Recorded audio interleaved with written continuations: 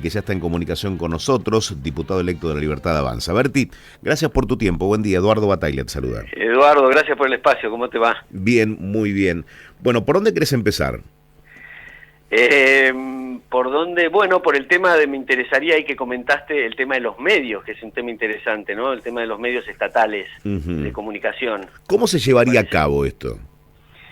Bueno, el tema de la privatización, bueno, es privatizar, es vender, digamos, al mejor postor, a diferencia de las aerolíneas, que sugiere Javier de dárselo a los empleados, que es cambiarle los incentivos por completo, en cuanto a que hoy siguen lineamientos de la política, porque está en la esfera pública, con lo cual sigue esos incentivos y esas necesidades y está de espaldas al mercado, con el regalito de una pérdida de Aerolíneas Argentinas fenomenal que paga la gente que en su perra vida se subió a un avión para poder viajar. Entonces el concepto de empresa estatal, y esto va también para los medios de comunicación, ¿no? Abarca las dos cosas. Empresa estatal, Eduardo, es una contradicción en términos, porque una empresa es constituida con fondos propios de gente que le costó trabajo adquirir esos recursos y los va a arriesgar en el mercado y los somete al rigor del mercado. En cambio, el gobernante, el Estado, juega empresario con recursos del contribuyente, no arriesga nada, con lo cual no tiene incentivos para ganar o perder, y sumado a eso, toma resortes de la política para limpiar a la competencia, que un claro ejemplo que se viene a la cabeza es Aerolíneas Argentinas, sacándole las mangas a la competencia, después sacándole las rutas más rentables, al final se fueron todos, y queda Aerolíneas casi monopólica, y sumado a eso, como regalo, da pérdida, así que el caso argentino no puede ser peor, pero lo importante es concebir que todo lo que hace el Estado consume capital hasta las cosas más nobles, entonces hay que tener foco de qué es lo que le pedimos al Estado, ¿verdad? Que tendría que ser que imparta justicia y vele por los respetos, por los derechos individuales. Ahora, Berti, en los medios públicos, ¿no se podría hacer algo similar a lo que propone Milei para Aerolíneas Argentinas? Porque Javier decía que el personal de Aerolíneas es muy calificado, el problema es la contaminación política. ¿No se podría buscar otra solución, otra medida, otro camino con los medios públicos? Bueno, yo creo que puede ser algo, decimos, dárselo a los empleados. Yo digo que, porque Milei propone una autodepuración, si existieran excesos en los gastos, si hay que hacer una auditoría para saber en qué se gasta y en qué no debiera gastarse, ¿podría ir por allí también una solución para los medios públicos o van hacia la privatización sí o sí? No, yo creo que van a la privatización sí o sí, y tendría que ser el camino conducente. Yo pensé que te referías a algo parecido a Aerolíneas, de dárselo a los empleados eventualmente, que es justamente cambiarle el incentivo, que empiecen a mirar el mercado y que no estén con el fondeo público, sino que ahí sí se tengan que enfrentar al rigor del mercado, a su audiencia y a los auspiciantes. O sea, ¿podría ser esa la salida también? Todo aprobado en el Congreso, ¿no? No depende de mí esa decisión, porque no estaré en los procesos de privatización, pero de mi opinión particular, en definitiva, el concepto es ponerla en el rigor del mercado. Caso de Aerolíneas también es le cambias el incentivo por completo. Si fuese el caso de Canal 7, podría ser también, si querés ahí tener contenidos donde tergiversan la historia y se dedican al adoctrinamiento marxista, bueno, fenómeno, en definitiva es parte saludable que tenga el mercado y la libertad de expresión, pero ahora no lo hagas con fondos públicos y con el pagador de impuestos. ¿Qué te inquieta más o te molesta más, los contenidos o que se malgaste? No, los contenidos no, porque los contenidos en mercado, de vuelta te subrayo, si hay una radio que quiere tener contenidos de la China comunista y de pro Cuba y demás, lo puede hacer. Me parece la libertad de expresión la considero que no tiene peros, es al 100%. Si alguien te dice que cree en la libertad de expresión, pero no cree en la libertad de expresión. La libertad de expresión es para decir cosas incluso ofensivas y no es para hablar del clima, porque eso no necesita la libertad de expresión para eso. Entonces, creo en eso. Los contenidos no me preocupan. Hay una tendencia, creo yo, a diferencia de los liberales, eventualmente de los conservadores, que cuando eventualmente toman el poder, no les gusta algo de las izquierdas, de la escuela de la educación sexual integral y demás, y pasan a decir, no, los contenidos tienen que ser estos de la familia y estos otros. Yo particularmente en lo personal quizás tomaría ese camino de los conservadores, pero como liberal en el gobierno no lo impondría. Simplemente digo, eso depende de lo que quiera la gente. Ahora, el problema de lo público es que a través del pagador de impuestos vos vas a encontrar que hay gente que quiere la ESI y hay gente que no quiere la ESI y no va a tener solución. Hay gente que va con sus hijos menores en el auto y ve una publicidad en la vía pública de una mujer totalmente desnuda para vender jeans. Entonces el conservador te dice, mirá qué barbaridad, tengo derecho a ir por la vía pública sin que mis hijos vean esto. Bueno, y consensuar contenidos y darle un sentido realmente del Estado a los medios públicos. Es que nunca va a ser así. Primero no hay razón. Primero volver a lo que te decía de las empresas estatales, ¿no? El concepto ese que va para todas las empresas y ya con eso te lo descarta. Pero sumado a decir, bueno, pongámoslas en la esfera estatal, mantengamos en la esfera estatal. Caso de un colega tuyo, Eduardo Feynman, anoche me sugirió, ¿y qué pasa con el tema de la BBC? Que sea que no esté tan anclada en la cuestión política, pero sí sea el Estado y sea una cosa prolija. Digo, bueno, igual que los medios, igual que el Banco Central y todo lo que toca el político argentino es una cosa así visceral y de troglodita, te lo lleva a la peor expresión. Entonces te toma el Banco Central y te revienta inflación. Entonces no solamente el Banco Central hay que cerrarlo por las razones de la inflación, sino también porque si bien tiene la misma naturaleza que la Reserva Federal, somos unos trogloditas. Ahora volviendo al caso de la BBC. El concepto de empresa estatal no tiene razón de ser, no se justifica moralmente que se extraiga coactivamente recursos de la gente que está comiendo de la basura y que quizás ni siquiera tiene radio y televisión, para aunque sea los mejores contenidos que podemos coincidir nosotros, Eduardo, y que sea una cosa equilibrada y demás, me parece que no tiene razón de ser. Pero generalmente tiende los medios estatales a hacer la cosa y la tentación de ser la cosa de la propaganda goebbeliana. Del gobierno de turno, decís vos. Claro, exactamente. Ahora estaba repasando los números de los medios públicos, ¿no? Entre las 3 empresas emplean a 3.400 personas, Telam, Radio Nacional y la TV Pública. Telam, 829 trabajadores, Radio y Televisión Argentina, 2.382 y Contenidos Públicos SE, 244. Hubo un comunicado muy fuerte de la TV Pública, Radio Nacional y Telam. Hablan de desconocimiento del rol que cumplen en la construcción democrática, acusándolo a Milei en esta idea privatizadora. ¿Qué les respondés? Bueno, que leí el comunicado, no me acuerdo los términos que hablaba, pero claro, los privilegios de gente que quiere resistirse a esos privilegios y sus sueldazos, siempre se escudan en la democracia, en la soberanía, en los contenidos democráticos, no sé las expresiones que usaban, que me parecen todas cosas, casi chistes de mal gusto viendo cuál es el tema de la cultura, chiste de mal gusto viendo los resultados que hay de lo que es los contenidos en definitiva que tuvieron. Pero es razonable esto, Eduardo, creo que hemos dejado crecer al Estado demasiado y ha sido una especie de hiedra venenosa que ahora es muy leñosa y la tenemos alrededor del cuello. Entonces cuando la querramos quitar se va a resistir, nos va a rayar un poco el cuello, pero en definitiva es la resistencia de intereses nocivos. Entonces si queremos cambiar la Argentina tenemos que pasar por el proceso de cambio. Si estamos de acuerdo en el norte que no hay justificación alguna para financiar con recursos del contribuyente esos privilegios, bueno, tenemos que ir en esa dirección, si no la Argentina no cambia. Como decía Macri en su momento, ¿te acordás cuando hice el balance, él de su gestión, tocaba a la gente sus ministerios y decía, no, bueno, el mío no lo toquemos? Bueno, entonces no se puede tocar nada al final, y eso fue el fracaso. Por eso, en definitiva, tenemos que ir con todo, y es lógico que pase eso. Yo creo que la gente de los empleados públicos, los planes sociales, no tendría por qué haber ninguna efervescencia ahí, porque eso no se toca justamente. Lo que hace es usar esa gente eventualmente como carne de cañón, como peones, para proteger los privilegios de arriba. Entonces tenés el abrazo de la cuestión del Banco Central, que ya te toman el tiempo, esto de Canal 7 y los medios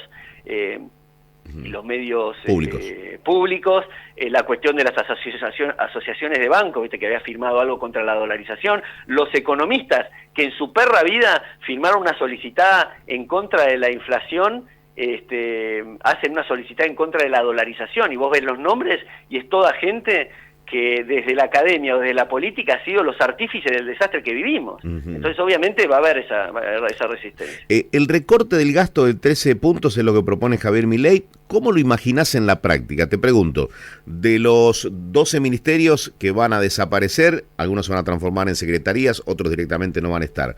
Digo, ¿dónde van los empleados de esos ministerios? ¿Se reubican? O en el caso del ministerio, por ejemplo, de la mujer, ¿a dónde van esos empleados? Bueno, Javier ha dicho que se reubican, eso yo no tengo puntualmente la ingeniería esa de salida, de reubicación, cuántos son, eso seguramente también lo va a presentar Milei cuando dé su primer discurso, seguramente. Seguramente, lo que hay que tratar de ver es que las reformas que se quieren hacer de baja del gasto del Estado, que ya no sea más al cuello del contribuyente. Eduardo, cuando nos decían que va a haber un ajuste, ¿te acordás de que tenemos uso de razón? Nos agarramos los bolsillos porque era el cuello del contribuyente y nos robaban con inflación más impuestos o deuda. Ahora viene la cuestión de decir, no podemos seguir en un sistema donde la gente llega de trabajar, de tomarse 14 colectivos para mantener 3 trabajos y así todo no llegar a fin de mes, llega a su casa y el Estado lo está esperando para expropiarle el 70% de lo que hizo en el día. Entonces eso no puede servir más así, no puede seguir. Entonces hay que bajar el gasto, y esos 15 puntos del PBI son el gasto de la política, donde roba la política, por eso no se tocan partidas sociales.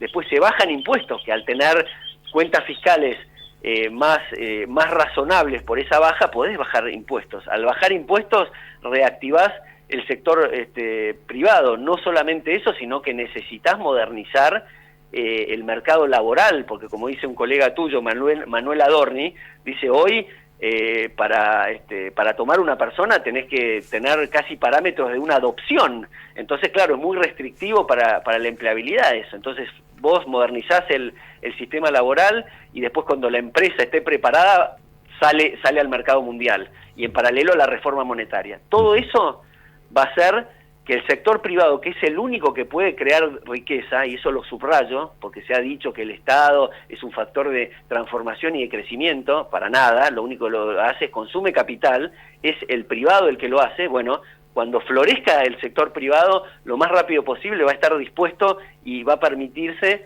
absorber el capital humano que hoy está desaprovechado en los planes sociales o desenfocado en la cuestión del empleo público. Cuando se habla de los fantasmas de los 90, con cierre de ramales y algún tipo de incomunicación con el transporte en la Argentina, digo, ¿se vuelve a esa época? Digo, ¿qué es lo que quizás no se ha podido explicar en campaña y sería oportuno que lo expliquen ahora desde La Libertad Avanza?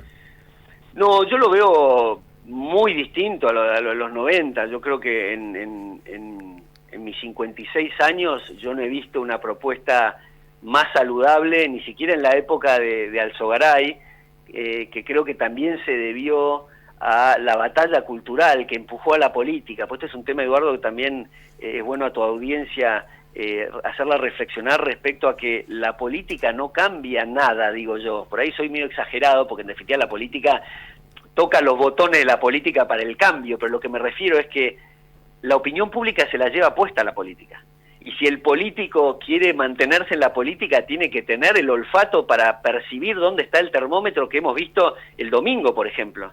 Entonces, hoy la gente, el electorado, quiere otra cosa, y para mantenerse el político en la cresta de la ola, tiene que cambiar. Por eso al principio me decías, ¿cómo ves la distribución en el Congreso siendo minoría? Que como te decía, me parece un proceso saludable, pero veo también que Juntos por el Cambio, que se rompió virtualmente después de las PASO y se reubicó en los lugares que sabíamos que se iba a reubicar la gente que estaba de adentro, nada más que estaba media corsetada en un espacio común, creo que va a acompañar, y es gente que tiene una convergencia con nuestra idea, con algunas disidencias y matices, pero creo que va a acompañar.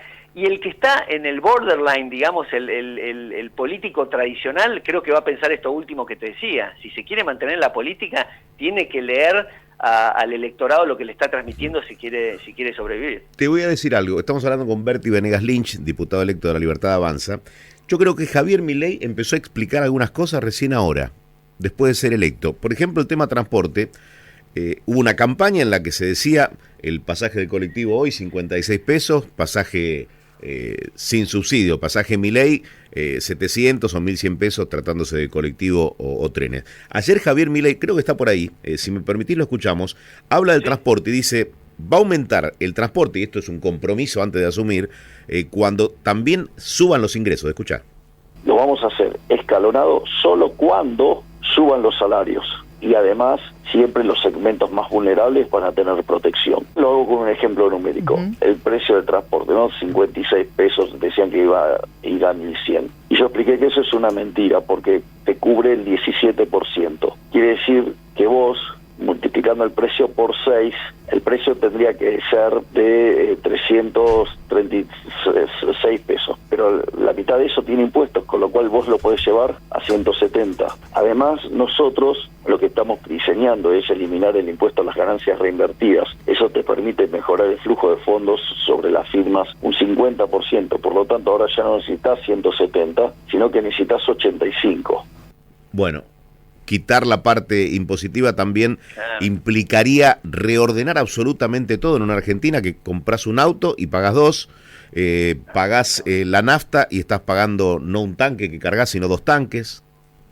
Bueno, conceptualmente Javier ya lo venía explicando, quizás ha entrado más en el detalle con un ejemplo donde te demuestra que el usuario, si le bajan los impuestos, no le va a salir tanto, y la empresa, si haces algo también de promoción, digamos, industrial, o donde estés pasando un mensaje de que estás más abierto a la reinversión de capital, también es algo que es un incentivo, y esa ecuación económica financiera del contrato del servicio público le es más saludable y le cierra el Excel, y tenemos luz, porque podemos tener un montón de subsidios o el BTU baratísimo, pero no tenemos gas, entonces no nos sirve.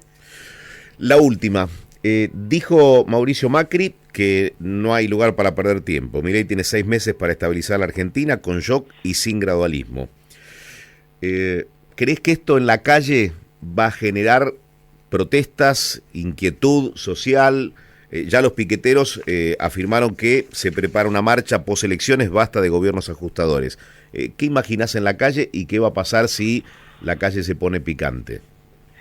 Bueno, era lo que te comentaba. Yo creo que tenemos que pasar a un cambio. Si queremos progresar, implica un cambio. Si queremos revertir situaciones decadentes, requiere un cambio, con lo cual está el punto que habíamos discutido sobre el tema de la seguridad y el tema de la calle, y mi análisis de lo que yo veo, en definitiva, cómo se expone a los gerentes de la pobreza, a los que están arriba, digamos, de los piqueteros o los que tienen planes sociales, lo cual a ellos, en lo que sería la base de la pirámide, no va a estar afectada en sus derechos adquiridos, o en esta instancia que charlamos también de los planes sociales, ves cómo los usan de carne de cañón porque los intereses están más arriba. Entonces yo creo que hay que apuntar ahí.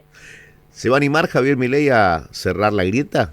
¿Crees un gobierno que, más allá de las ideas firmes que tienen libertarias, puede buscar consensos, diálogos y demás? ¿Lo imaginás en ese rol o no? Definitivamente, yo creo que la grieta esta que siempre marcó es entre la gente, digamos, de bien y la gente que quiere vivir de otros. Y la batalla cultural, yo siempre digo, nunca tiene fin, porque siempre va a haber gente que quiere vivir de otros. O sea, puede haber gente de bien que piense diferente, digo, partamos de ese concepto. Absolutamente, por claro. eso, si vos, a vos y a todos, creo, los periodistas, no les es ajeno lo que comentó Javier en el búnker, que dijo, independientemente de su tradición, de pensamiento y demás, si creen en este norte y cambiar la Argentina, son bienvenidos. Y a mí me resulta eso saludable. Incluso, Eduardo, en mi propia lista de provincia de Buenos Aires, no son todos liberales rosbardianos como yo, pero en definitiva coincidimos en un norte, y hay gente que es más conservadora y demás, pero en definitiva estamos en el quinto subsuelo del infierno. ¿Qué nos vamos a poner exquisitos de que no son de la línea de Hayek y la escuela austríaca? No, es el concepto de quitarle el peso del Estado a la gente. Ese es el común denominador. En pocos días termina la gestión de Alberto Fernández. No sé cómo se lo va a recordar. Yo creo que tendrá que pasar tiempo también para observar qué sucedió durante su gestión. ¿Cómo imaginás que se lo va a recordar? Todavía no asumió, pero ¿cómo crees que se lo va a recordar a Milei cuando complete su mandato? Yo aspiro, yo tengo 56 años, Vas a tener 60. Bueno, claro, voy a tener 60, pero en ese proceso de esos 4 años, antes de que Javier, digamos, pase la historia con un cambio, que es lo que aspiro yo, la reflexión que he hecho a mis amigos es decirle, tengo 56 años, siento que es mi última oportunidad para ver una Argentina decente y próspera. Desde que tengo uso de razón, vivimos en crisis, en barquinazos, en golpes de Estado y en esta runfla política que vive de nosotros. Y tengo el privilegio de estar en cierta manera y con alguna incidencia en la cocina y tocando botones. Entonces, ¿te imaginás con la responsabilidad y el ánimo que me tomo este desafío? Y creo que Javier, imagínate, mucho más, y con el temple que ha llevado, con las convicciones y la coherencia que tiene, y el carácter y el drive que tiene para hacer lo que dispuso, me parece que va a ser recordado como el mejor presidente de la historia. Berti, gracias por haber hablado con nosotros. Gracias, Eduardo, un abrazo grande. Hasta la próxima. Berti Venegas Lynch, diputado electo de La Libertad Avanza.